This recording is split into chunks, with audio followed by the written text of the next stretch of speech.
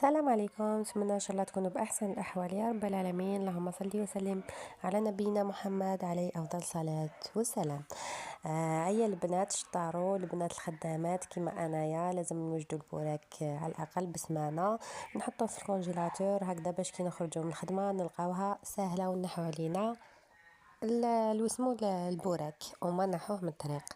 بون انا الحشو هنايا درت كونتيتي تاع 5 باكيات، كل باكي فيه 12 حبة. هذا ديول مخدوم في الدار.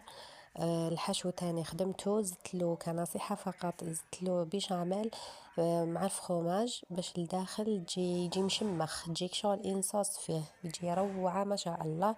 جربوه ولا غير ما تندموش عليه. هنايا انا بالنسبة للغلق كاين يغلقوا بالنشاء والماء يخلطهم تخيبيا ويديرهم ويغلقوا، انا هنايا نغلقوا بالفخوماج.